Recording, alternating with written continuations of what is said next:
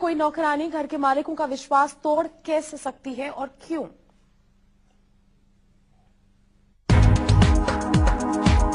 सिरफिरी नौकरानी का ये घिनौना खेल भोपाल के इस घर में कब से चल रहा था, ये कोई नहीं जानता।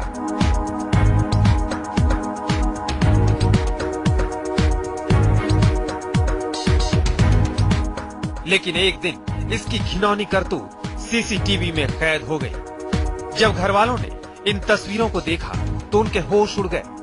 इन तस्वीरों को देखकर आप भी अब अपना घर नौकरों के भरोसे करने से पहले कई बार सोचेंगे।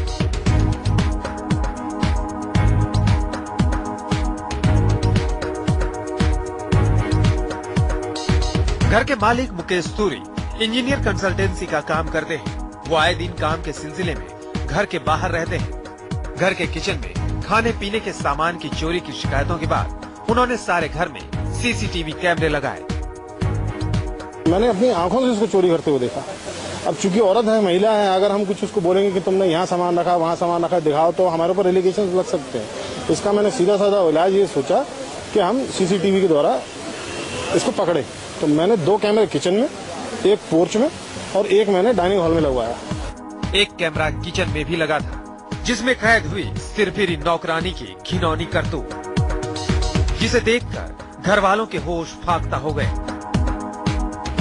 चोरी के अलावा जो तांत्रिक क्रिया उसने करी है उसको आप सामने सामने देख सकते हैं। उसने ये किया है कि जैसे यूरिन जो है वो किचन में ही खड़े होकर किया है खाना बनाते समय, ठीक है जी, जो फुटेज में आपको बिल्कुल क्लियर दिखेगा। और उसने आज ही के दिन में 3 बार, एक बार सुबह नाश्ते के समय, 2 बार खाना बनाते समय किचन में ही खड़े होकर यूरिन किया है और पीने वाले पानी में मिलाया है। उसके बाद उसी से उसने चाय बनाई, उसी से उसने आटा गूंधा, उसी से उसने दाल बनाई है। जो बर्तन है वो झूठे उसने इस्तेमाल किए, खा के बीच में देखती रहती झूठा कर करके। ये सारी चीजें आपको सामने सामने मिलेंगी।